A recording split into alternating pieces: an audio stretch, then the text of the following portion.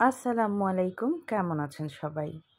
দুবাইতে যারা আছেন বা দুবাইয়ের বাইরে ফেসবুক, টিকটকে অনেক ট্রেন্ডি হাইপড একটা আ পেজ, এটা নিয়ে খুব কথা চলতেছে। বিলাবান। বিলাবান একটা লেবানিজ সুইট শপ। এখানে লেবাননের সব সুইট আইটেমগুলো পাওয়া যায়। তো এত পরিমাণ দেখতেছি যেহেতু দুবাইতে থাকি, এটা মিস করাটা আসলে ঠিক হবে না।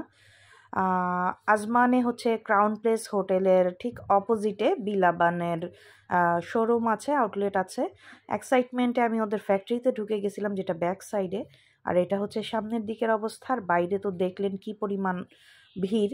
অ্যারাবিকরা আসলে ভিডিও করাটা পছন্দ করে না, আমিও একটু ভয় পাই, তাই করি না, মানে লজ্জা লাগে আর কি। তারপরেও ভিতরে গিয়ে চেষ্টা করলাম একটু ভিডিও করার। এত পরিমাণ ভিড়, আপনার বিল কাউন্টারে যেমন ভিড়, এমন মানে আইটেম নেওয়ার সিরিয়ালে অনেকক্ষণ দাঁড়ায় থেকে আমি আমার মোস্ট ফেভারিট আইটেমটা পেয়ে গেছি। ওদের কাছ থেকে রিভিউ নিয়েই আমি এটা নিয়েছি। ওদেরকে জিজ্ঞেস করেছিলাম সবচেয়ে মজার আইটেম কোনটা। ওরা বলল যে এটা বেশি ভালো হবে। তো আমি হচ্ছে ম্যাঙ্গো কসাটা, আই থিঙ্ক নামটা, যদি ভুল না করি। এটা একটা rice pudding cake with mango flavour. আর ম্যাঙ্গোটা হচ্ছে একদম র ম্যাঙ্গো দেয়। ভাই, এত টেস্টি, এত টেস্টি। বিল কাউন্টারের ছেলেটা অ্যারাবিক ছিল, ও আমাকে বলতেছে তুই আমার উপর ট্রাস্ট করে দেখ, তুই আবার এটা খাইতে চাইবি। তো আসলেই থ্যাঙ্কস ফর হিম। খুবই টেস্টি। আর আমি নিজেও এটা মেনু দেখে ঠিক করে গেছিলাম যে আমি এটাই খাবো ভাই, যেহেতু আম দেখা যাচ্ছে। চকলেট এখন আমাকে আর তেমন একটা টানে না, তারপরেও নেক্সট ট্রাই ইনশাল্লাহ চিজ বম। তো এটা অসম্ভব ভালো ছিল।